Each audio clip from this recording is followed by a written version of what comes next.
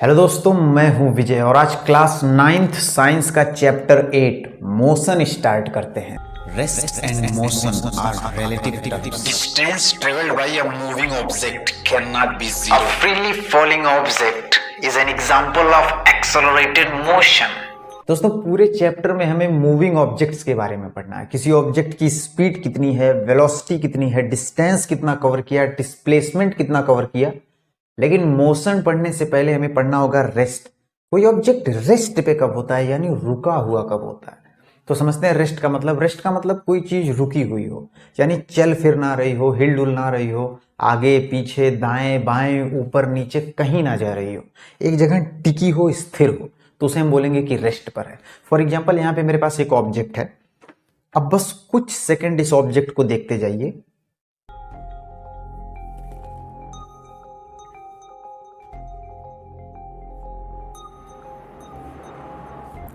तकरीबन 15 सेकंड बीत गए। अब मैं आपसे पूछना चाहता हूं, इन 15 सेकंड में क्या इस ऑब्जेक्ट ने अपनी पोजीशन बदली? मतलब यहां से हटकर ये कहीं और गया?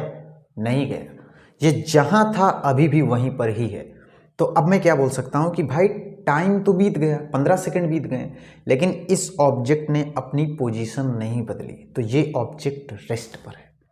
देखिए, कंफ्यूज मत होइएगा, फिर से समझते हैं। अगर मुझसे कोई पूछे कि भाई विजय सोनी तुम बताओ इस ऑब्जेक्ट के बारे में, तो मैं क्या बोलूँगा कि टाइम तो बीत रहा है लेकिन ये ऑब्जेक्ट अपनी पोजीशन नहीं बदल रहा है, तो ये ऑब्जेक्ट रेस्ट पर है।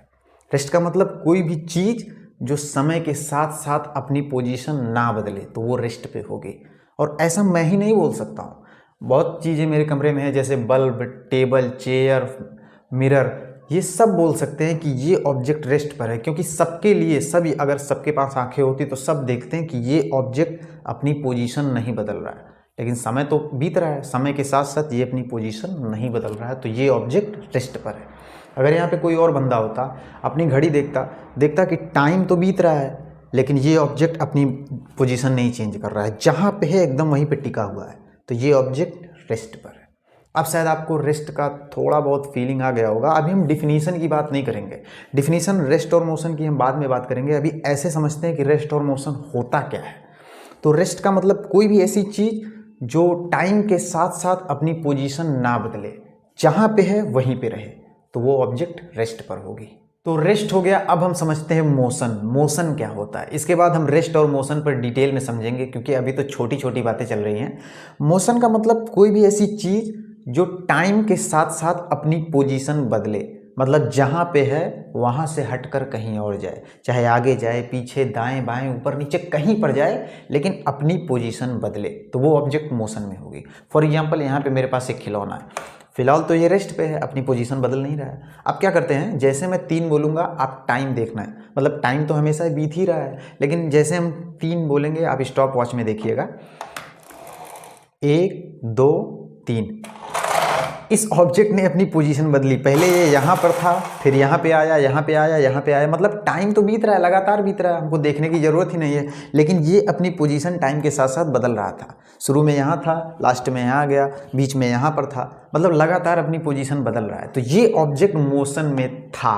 फिलहाल तो रेस्ट पे है। उस दौरान जब हम इसको ऑब्जर्व कर रहे थे, तो उस दौरान ये ऑब्जेक्ट मोशन में था।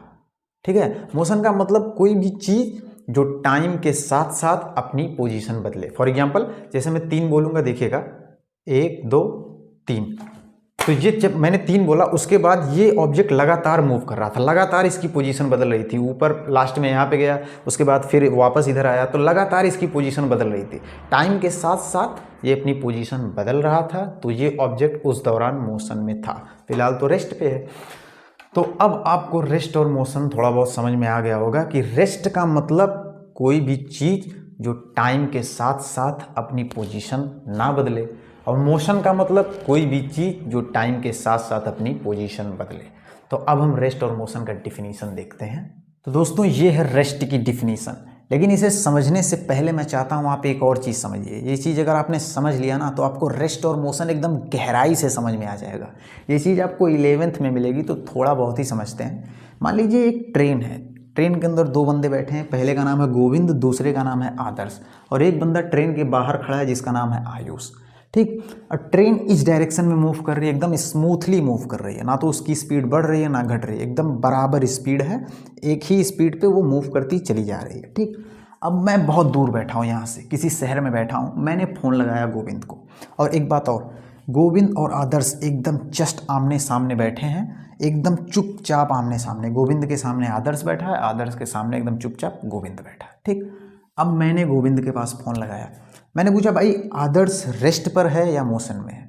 तो गोविंद क्या बोलेगा कि आदर्श चुपचाप एकदम सामने बैठा है, ना इधर जा रहा है ना इधर जा रहा है, ना इधर जा रहा है ना इधर जा रहा है, तो आदर्श रेस्ट पर है। ध्यान देने वाली बात यह है दोस्तों कि ट्रेन इधर मूव कर रही है, वो तो ठीक है, लेकिन गोविंद के सामने आदर्श चुपचाप बैठा है, वो आगे नहीं जा रहा है। आप बस में जब बैठते हो, आपके जो बगल वाली सीट पे बैठता है, तो क्या आपको लगता है कि वो मूव कर रहा है? ऐसा नहीं, वो तो लगता है कि आपको बगल में चुपचाप बैठा हुआ है ना।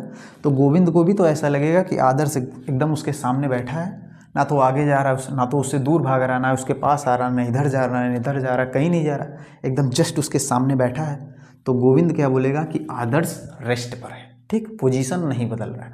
अब मैं दोबारा फ़ोन लगाऊंगा आयुष को। अब मैंने उससे पूछा भाई आदर्श रेस्ट पर है या मोशन में है, तुम बताओ।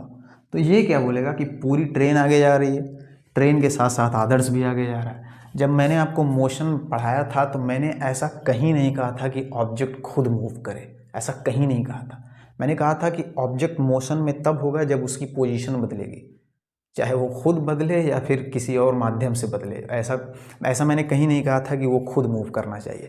तो आयुष क्या बोलेगा कि पूरी ट्रेन आगे गई, ट्रेन के साथ साथ आदर्श भी आगे गया। इसको तो साफ साफ दिखाई दे रहा था ना कि पहले आदर्श इधर है, बाद में इधर चला गया, तो इसकी पोजीशन लगातार बदल रही है। तो आयुष क्या बोलेगा कि भैया आदर्श मोशन में।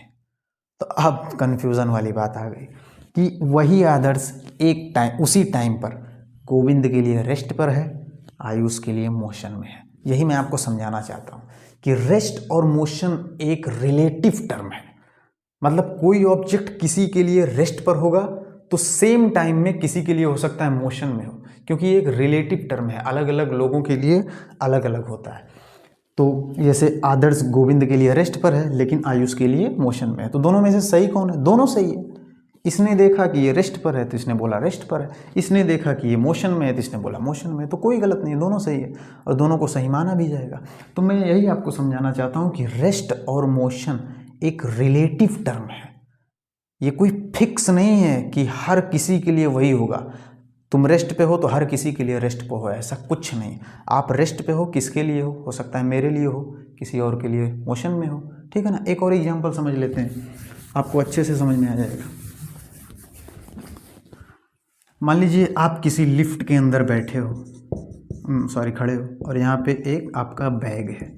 लिफ्ट ऊपर स्मूथली जा रही है, उसकी स्पीड ना तो बढ़ रही है ना घट रही है, एकदम बराबर स्पीड से ऐसे ऊपर चलती चली जा रही है। लिफ्ट के बाहर एक बंदा खड़ा है। ठीक, आप ये एक्सपेरिमेंट फील भी कर सकते हो। आप लिफ्ट के अंदर जाओ तो आपको समझ में आ जाएगा। तो जब लिफ्ट ऊपर जाएगी तो आपको तो पता ही नहीं चलेगा कि लिफ्ट ऊपर जा रही। आप क्या बोलोगे कि मेरा बैग यहाँ पे रुका हुआ है, बैग अपनी पोजीशन बदल नहीं रहा है, जहाँ पे एकदम चुपचाप वहीं पे बैठा हुआ है। तो आप बोलोगे मेरा बैग रेस्ट पर है, रुका हुआ है। लेकिन अगर मैं इस बंदे से पूछूं तो ये क्या बोलेगा? पूरी लिफ्ट ऊपर जा रही है, इसको तो साफ दिखाई दे रहा है कि बंदा भी ऊपर जा रहा है, बैग भी ऊपर जा रहा है, उसकी पोजीशन बदल रही है। तो ये बोलेगा कि बैग मोशन में है। अब देखो, वही बैग उसी टाइम पर इसके लिए रेस्ट पे है लेकिन इसके लिए मोशन में है। क्यों? क्योंकि रेस्ट और मोशन ये एक रिलेटिव टर्म है, एब्सोल्यूट टर्म नहीं है। हर किसी के लिए एकदम सेम ही नहीं होगा। किसी के लिए कोई ऑब्जेक्ट रेस्ट पर होगा, वही ऑब्जेक्ट हो सकता है किसी के लिए मोशन में हो, क्योंकि ये एक रिलेटिव टर्म। ठीक, जैसे धरती माता पे हम लोग खड़े हैं तो धरती अर्थ हमारे लिए रेस्ट पर है, ऐसा हमको लगता है। यहाँ पे हम तो जानते हैं कि सन के चारों तरफ चक्कर लगा रही है, लेकिन ऐसा यहाँ पे अर्थ पे खड़े होकर हमको ऐसा ही लगता है ना कि धरती रुकी हुई है। लेकिन अगर मुझको अंतरिक्ष में भेज दिया जाए तो मैं क्या बोलूँगा कि धरती सन के चारों तरफ चक्कर लगा रही है, तो धरती मोशन में है। ठीक है ना। यहाँ पे खड़े रहते हैं तो हमको लगता है कि सन पूरब से निकलकर पश्चिम में जा रहा है। अभी अंतरिक्ष में खड़े हो जाओ तो लगेगा कि सन तो कहीं नहीं जा रहा है, धरती चारों तरफ चक्कर लगा रही है। तो वही सन अंतरिक्ष में रेस्ट पर है और यहाँ पे देखने के बाद लगता है कि मोशन में है। तो रेस्ट और मोशन एक रिलेटिव टर्म है, ये कोई फिक्स नहीं है। रेस्ट और मोशन, अगर किसी ऑब्जेक्ट को बताना है कि वो रेस्ट पे है या मोशन में, आप उसको देखो, अगर उसकी पोजीशन बदल रही है तो मोशन में है, नहीं बदल रही है तो रेस्ट में। जो देखो वही बोलो, वही सही होगा, ठीक है ना। अब रेस्ट की डिफिनीशन देखते हैं। An object is said to be at rest if it does not change its position with respect to surrounding with time. मतलब कोई भी चीज़ जो समय के साथ अपनी पोजीशन ना बदले वो रेस्ट पे होगी। इसको ऑब्जर्व कौन कर रहा है? सराउंडिंग। मतलब जब मैंने ब्लॉक को अपने सामने रखा था तो उस ब्लॉक के लिए मैं सराउंडिंग था, उसके आसपास की चीज़ मैं था, तो मैंने देखा कि वो समय के साथ अपनी पोजीशन नहीं बदला, तो वो ब्लॉक रेस्ट पर है। दूसरे वाले केस में अगर आपको मोशन की डिफिनीशन लिखनी है तो an object is said to be in motion, मतलब कोई भी ऑब्जेक्ट मोशन में तब होगी if it change its position with respect to surrounding with time. मतलब कोई ऑब्जेक्ट तब मोशन में होगा जब वो अपनी पोजीशन बदले समय के साथ साथ। अब यहाँ पे सराउंडिंग वर्ड क्यों ऐड हुआ? जब मैंने खिलौना मूव किया था तो खिलौने के आसपास की चीज़ मैं था, मैंने देखा कि समय के साथ साथ वो अपनी पोजीशन बदल रहा है, तो वो ऑब्जेक्ट मोशन में है। ऐसा तो मैं ही बोलूँगा ना। अब मैंने बताया था कि सराउंडिंग अगर आप बदल दोगे तो रेस्ट एंड मोशन हो सकता है बदल जाए। अभी आप इसको सन से देखोगे तो दूसरा रिजल्ट आएगा।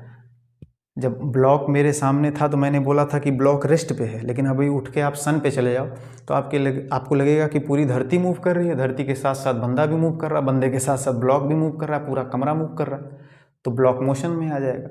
तो ये डिपेंड करता है सराउंडिंग पे, इसलिए यहाँ पे वर्ड सराउंडिंग ऐड हुआ है कि कोई भी ऑब्जेक्ट मोशन में तब होगी जब वो समय के साथ साथ अपनी पोजीशन बदलेगी। और ये चीज़ कौन बताएगा? जो उस ऑब्जेक्ट के आसपास होगा, ठीक है ना। और कोई ऑब्जेक्ट तब रेस्ट पे होगी जब वो समय के साथ साथ अपनी पोजीशन ना बदलेगी। ये चीज़ कौन बताएगा? जो उसके आसपास खड़ा होगा। उसको दिखेगा कि अगर पोजीशन बदल रही है तो बोलेगा कि मोशन में है, अगर उसको दिखेगा कि पोजीशन नहीं बदल रही है तो बोलेगा कि रेस्ट पे। तो आज के लिए इतना ही। इसके बाद हम इस चैप्टर का सेकंड पार्ट लाएंगे। Thank you very much.